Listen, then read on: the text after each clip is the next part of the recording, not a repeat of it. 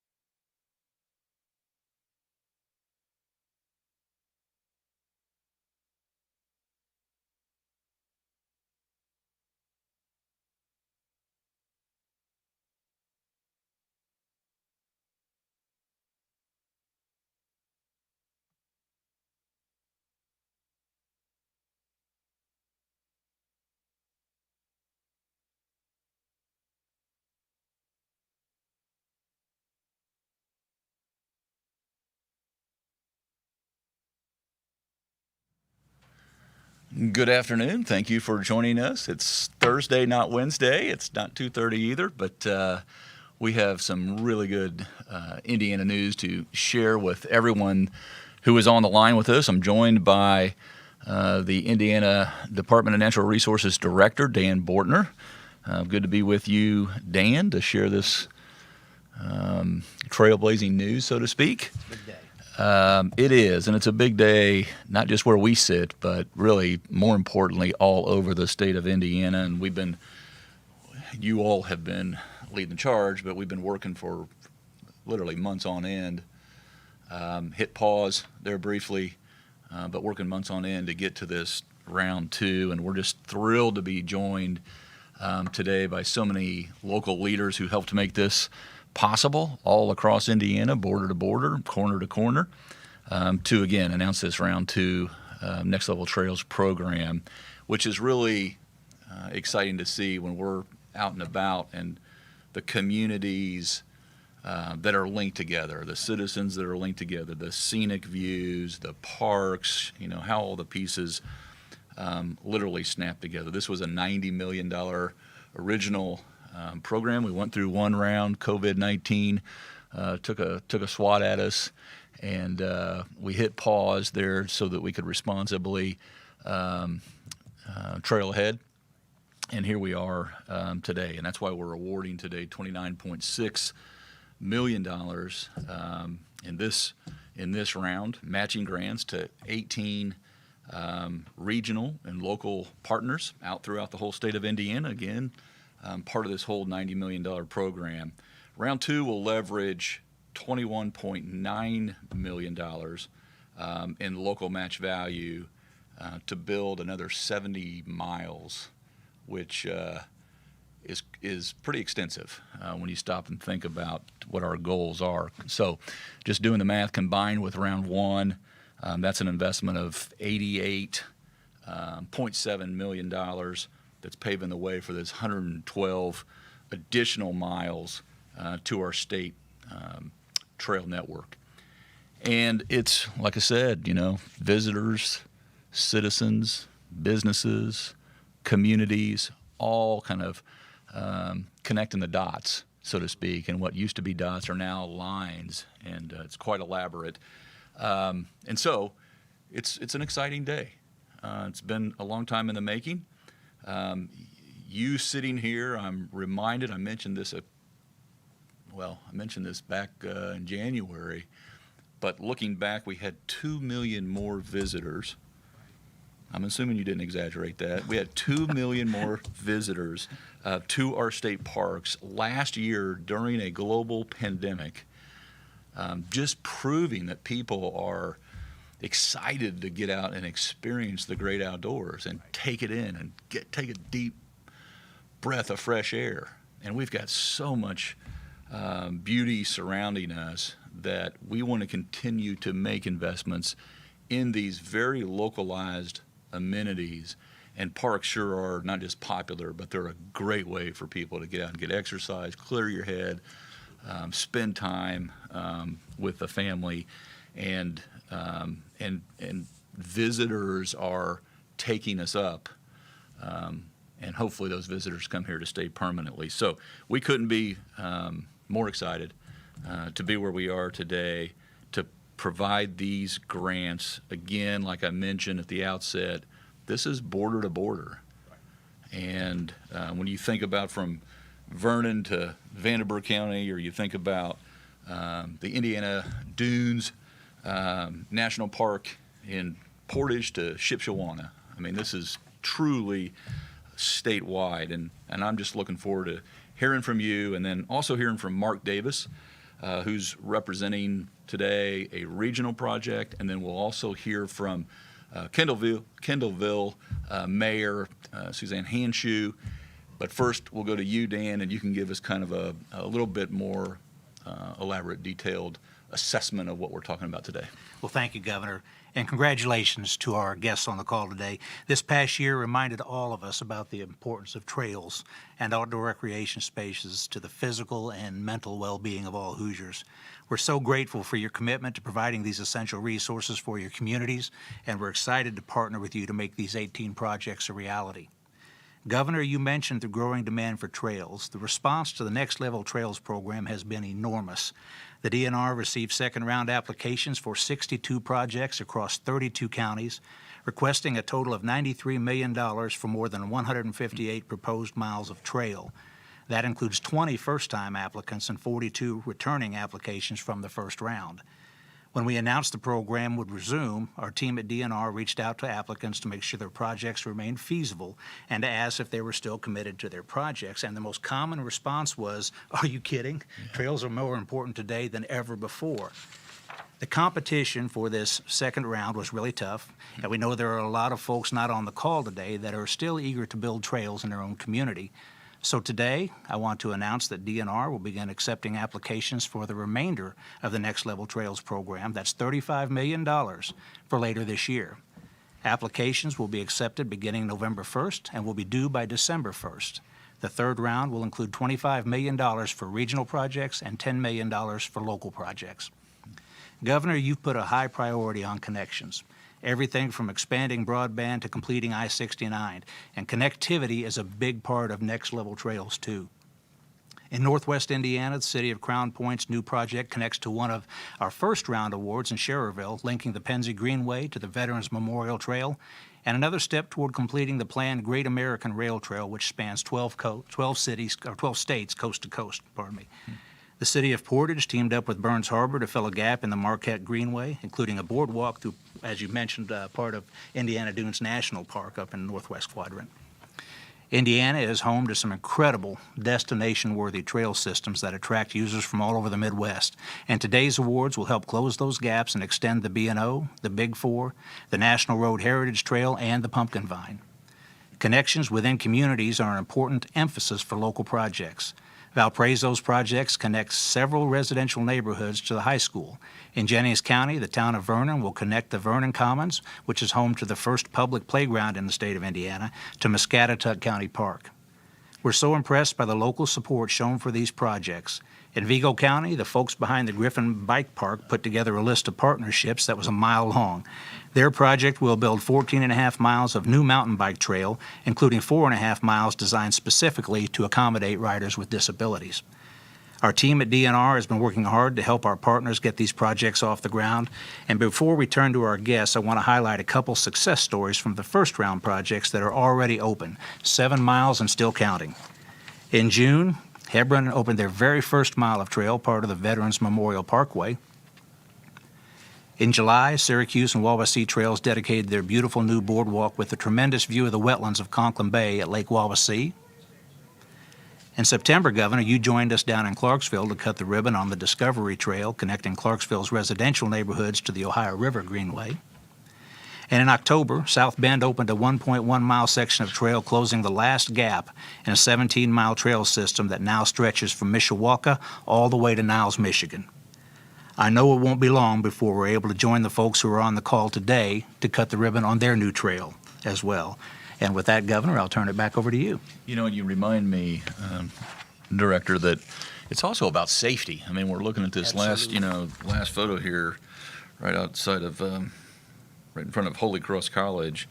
You know, this was something that was talked about. Community leaders all got together and said, look, this is about taking in the outdoors, but it's also about people. It is. It's quality of life from top to bottom, Governor.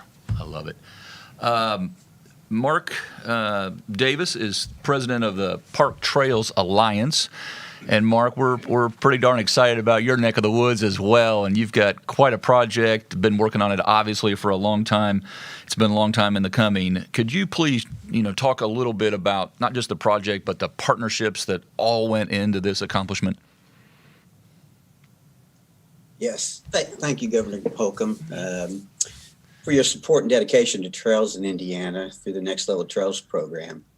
Park Trails Alliance is a small nonprofit organization, and tackling a project of this magnitude would never be possible without Next Level Trails.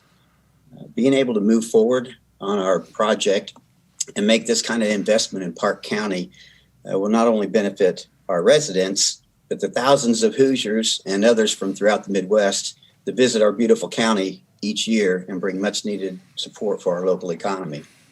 We're a rural county best known for our covered bridges and our amazing state parks. We have 2 of them and a state recreation area. And building this trail provides one more amenity for those enjoying the outdoors in our backyard.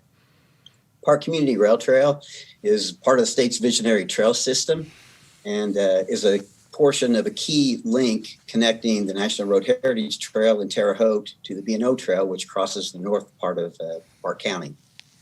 This grant allows us to build approximately 10 miles of our planned 12-mile trail connecting our communities of Rosedale and Rockville and our neighbor to the south, Vigo County. The trail will be built primarily on the abandoned Pennsylvania Railroad right-of-way and include both asphalt and crushed limestone sections along the way. We'll also have some natural surface trails along ours, which part of it includes a equestrian trail along the pedestrian trail for about 3 miles of the trail. And as you said, partnerships are important. And of course, we couldn't be here today without the generosity and support and partnership of many that have helped us meet our match.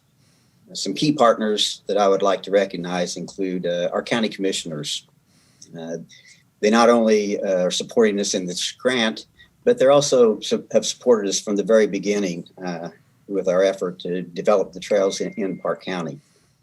Some others I'd like to recognize include the Park County Community Foundation, Park County REMC, Duke Energy, 36 Saloon, and Dr. Steve Waltz. And of course, our members, friends, and board of the Park Trails Alliance. So on behalf of Park Trails Alliance, I want to thank you and the Next Level Trails team from the DNR that have been so helpful with this grant. And we're ready to make this happen. And we hope to see you out on our trail someday. Thank you. I love it. Thank you. Thank you, Mark. Obviously, the Covered Bridge Festival is truly one of America's, not just Indiana's, but America's most iconic, beautiful festivals going. Now we're going up to the northeastern quadrant to my buddy Mayor Handschuh. It's good to be with you, Mayor. And Mark kind of talked about a regional big project, and you're representing a very successful. I've actually been up with you, trailing, so to speak. But can you kind of get us updated on how you continue to persevere and move forward and make progress, and how this project continues to evolve? Yes, sir, Governor. So good to see you, and thank you for this wonderful opportunity. We are so appreciative. The collaboration and partnership from our Noble Trails group, which again was a nonprofit group, NDOT, DNR, our local businesses in the city were instrumental in putting this all together to make this happen. And yes, sir, you did walk our fishing line trail with me. Now this will connect Kendallville to Rome City. So it'll be 11 miles of trail. And most importantly, this will provide a safe walking path or bike riding path to our local Walmart. We see local families with strollers out on the berm of US 6 walking to Walmart, and it's so dangerous. So this will, and we get a lot of comments on this. So this will be so great for not just the athletic and fun aspect of our community. This will also be a safe way for our citizens to travel. And so again, Governor, I'm glad you called me my buddy because I consider you that too. So thank you so much, and I'm looking forward to seeing this come to fruition. Thank you. I'm looking forward to getting up to that beautiful neck of the woods as well again, and I'll just ask for permission to come ashore when I'm up your way, Mayor. With that, thank you to Mark and thank you to Mayor Henshaw for both being with us. Dan, maybe we could all stick around because we got a lot of folks representing a lot of different projects, and we've got some media folks with us as well, and they may have some questions for any or all of us. Rachel? Mark Bennett with the Terre Haute Tribune-Star. Mark, how are you?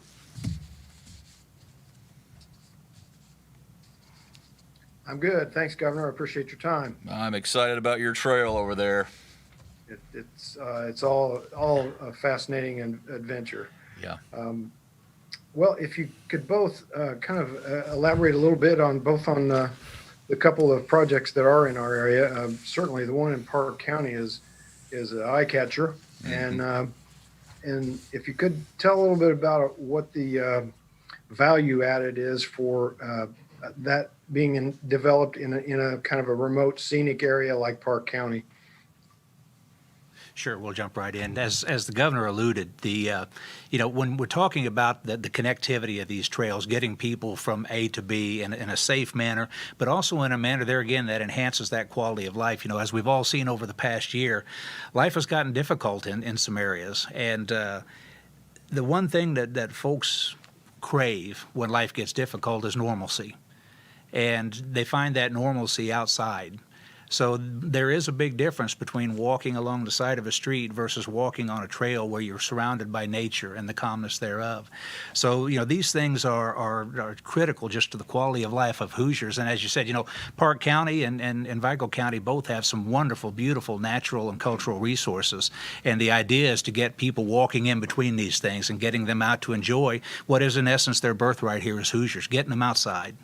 Yeah, and I would just say, Mark, that one of Indiana's distinguishing true assets, certainly what I hear about when we're trying to recruit people to live, work, play, study, and stay in the state of Indiana, is we have options. We have rural, urban, and suburban options, and trails are just this key way of stitching those, connecting those together, and then taking in your surroundings and creating your own selfie moment, so to speak. And it's the other exciting part about this, to me at least, is when these projects are completed and they're thought through and designed and then completed, it is more infectious than COVID-19. People want to do more. And when you start to see the map of Indiana, which we put up earlier, all start to light up, that's connecting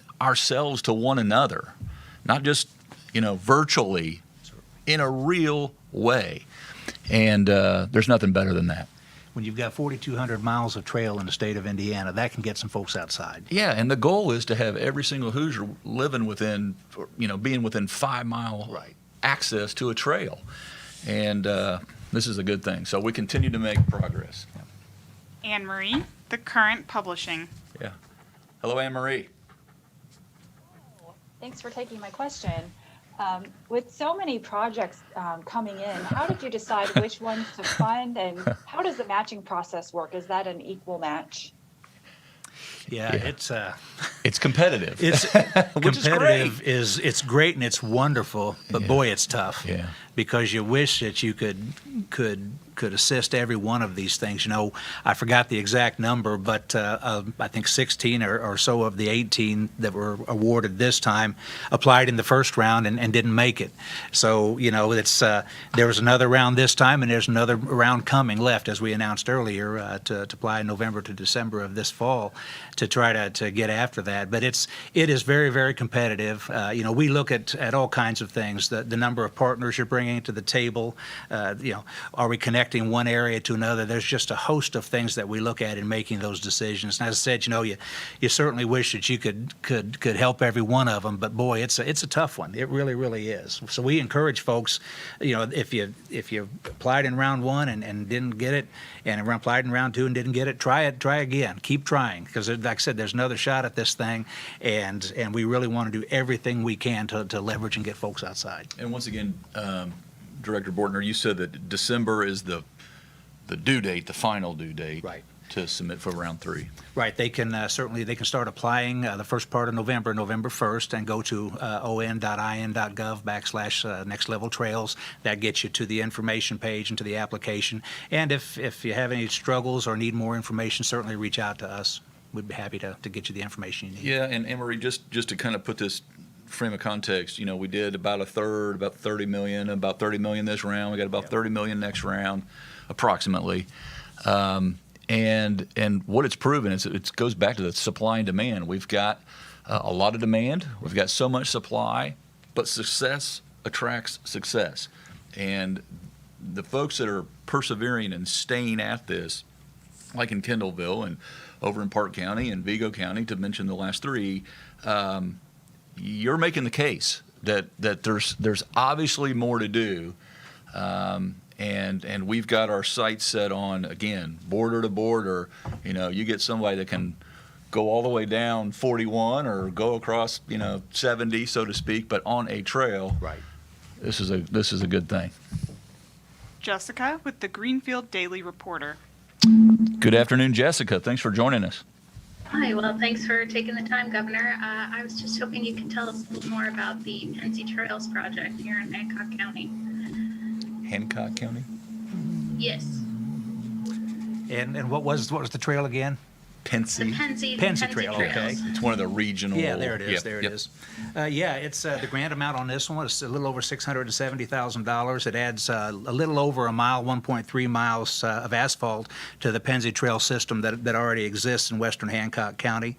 It's basically completing a gap in 2 sections of that, and that's one of the key things that as we said, we're looking at is how do we get more people, you know, connected to the other parts of the trail. So this one met a lot of that criteria, and was really a great project that we're excited to be a part of. Yeah, Hancock County, obviously a growing Yeah. county and growing neighborhood. And what we hear from folks in terms of living, working, playing, staying is they want these local amenities. And trails always rank very high on someone's local amenity list. So we're appreciative. Taylor Dixon with the State House File. Good afternoon. Thanks for joining us. Hi, thank you. I just had a question on why reopening and moving forward with round 2 is so important for Indiana residents, especially now going into the warmer season. For reopening the program? Yeah, moving forward. Oh, well, let me speak for myself, and then I'll kick it over to the guy that's getting her done. We've never taken our eye off this. It was a tough day when I had to say we need to hit pause. But if you rewind the tape and go back through 2020, there were a lot of uncertainties and a lot of unknowns. And we said we have to make some difficult decisions, and we did here. We did for higher education. We did on trails. We reined in about 15% of every, went to the DNR and said, sorry, I know you had a lot of really good plans. This is in addition to trails, but we got to rein it in. We don't know how bad and long this, financial storm was going to linger above us. And fortunately, we planned for a worst case scenario. It didn't turn out to be that, financially speaking. A lot of people have lost a lot. I don't want to minimize that, but we just got in a position to where we could resume not just the trail program, but agency budgets as well. So this will always be a priority as long as I think Dan and I are here, and the whole team. And it's just evidenced by the interest and the demand locally. And when you have folks that want to invest in themselves and leverage or partner that money, combine that money with the state, we can get there twice as fast.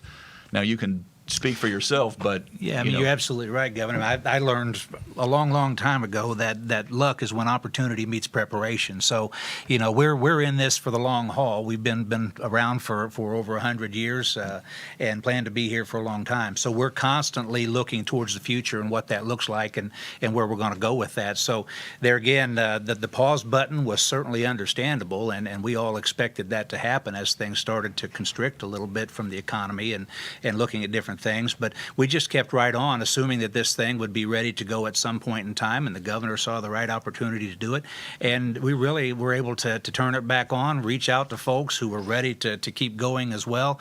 Some of the folks we talked to in the interim, when we had hit pause, moved forward with some of their projects and got some other things done to where the applications looked a little different, so things constantly keep moving forward, and that's what we've been able to do here. Yeah, and the math has to work, and it has. And so, if our revenues weren't coming in as they are right now to the state, then we might not be in this situation. But we are. And as Director Bortner just said, we're looking at the long-term investment, the way we hope Indiana is going to be in 40 years from now. And that starts by building trails today. Right. Steve with KPC Media. Steve, good to be with you again. Good morning. Happy to see you today, and good to see Mayor Hanshoe from across town over here. So I wanted to ask about the importance of making these kind of investments in rural communities like ours. Big building projects are sometimes easier for more urban areas with a little bit bigger budgets. So can you talk about the importance of making these investments in rural communities? And do you feel that rural communities, even to some respect, have maybe a slight advantage in establishing really nice trails since there's more nature and less development in some of our regions? Yeah, I'll Steve answer that, and then we'll go to the mayor, and then we'll go to Mark, because they can comment from where the rubber meets the road or the pavement meets the road, so to speak. When we look at Indiana's future, we look at our assets and we look at our deficiencies or threats. One of them is population scarcity. We're constantly trying to attract talent and the workforce to different communities and to the state of Indiana. And we're an in-migration state right now. And folks want to live in communities that check a number of boxes. And local amenities are so important, not just to urban areas, of course, they're just as important, equally so, to our rural and suburban. And so how we are able to connect those, that's why these projects are so exciting, because they foster the collaboration that really maximizes these projects. And Mayor, I'll kick it over to you because, again, I've been on that trail and I saw what was completed and then heard about your vision at that time, and now you're realizing that. Yes, sir. And I have to say it's because of a group of dedicated citizens. We applied for this grant. We exceeded our match. And again, as you're saying, local partners make all the difference. Local businesses that were willing to give us their right away, not charging us for it. NDOT helping us with some situations that we needed along US 6. Again, a very passionate and dedicated group of citizens that come together to make this all happen. And then we applied, and again, like I said, we exceeded our match, and we're just thrilled that it's coming to fruition. So this is a very exciting day for Kendallville and Noble County. That's awesome. Mark, what about Park County? Well, as I said earlier, we're a rural county, and we don't have a whole lot of tax base as far as from an industrial standpoint. So to have a project or be able to do something like this is very hard with any kind of dollars from a municipality or tax basis. So to be able to invest and bring, like you said, these kind of amenities, It's so important. Plus, the brain drain, so to speak, not too many people, young people, want to stay around. They grow up here. It's a great place to raise a family, but then go off to get a job or education and don't come back. By providing something like this where we can have something and hopefully draw some of those young people back to reside here is very important. Thanks, Mark. Rob Burgess with the Wabash Plain Dealer. Rob, good afternoon. Good afternoon, Governor. I remembered to hit the raise my hand button this time, so that's good. I don't hear your toddler today. No, they're quiet, thankfully. Depends on how long it takes me to ask the question. I love it. This is a question for Director Bortner. In the first round, the project here in Wabash County was one of the awardees. That was a $1.2 million grant to connect a section of the Wabash River Trail in LeGros to the existing trail system in Paradise Spring Historical Park in Wabash. Do you have any updates to that project, and has it been completed? I do not at this time. You know, we're trying our best to keep on top of some of these things, but there's a lot happening in a hurry. If you want to reach out to me directly, I can see what I can get you some information for that. Thank you. Yeah, that you know, Rob, you do, and now I hear your toddler, by the way. So I knew it happened. Yep. You know, but this does remind me, and the previous question that. And I don't want to miss this opportunity to make a plug for our regional, I mentioned in the State of the State address, our regional recovery initiative or regional accelerator initiative. This is all about investing. The state going to continue to invest in regions, and these trails are a part of it.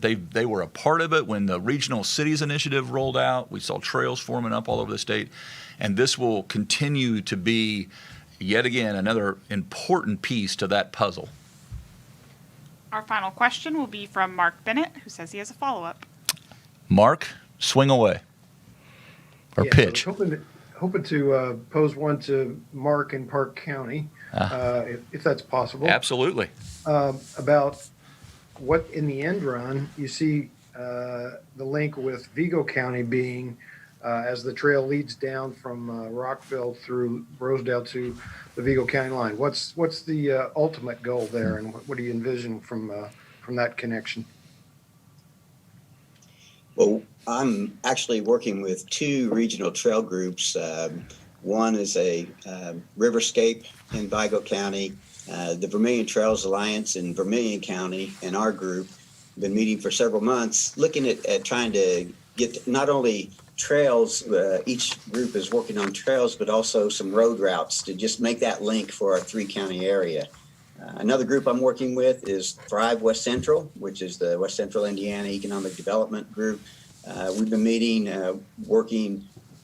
They've got some resources they're willing to share with our groups and see if we can't combine our efforts to approach their state funding. There's different things available. Like the governor said, from a regional standpoint, that we may have an advantage collaborating and pursuing those kinds of things. So the effort is going on, and we're involved with that, and I think some good things will come of that. The program is continuing to grow. Thank you, Mark, and thank you, Mayor. Thank you, Director. Congratulations to all the awardees, the successful recipients. And for those who came up just a little bit short, again, Dan, it starts the beginning of November, and the final submission is December 3rd, you said? December 1st, I think.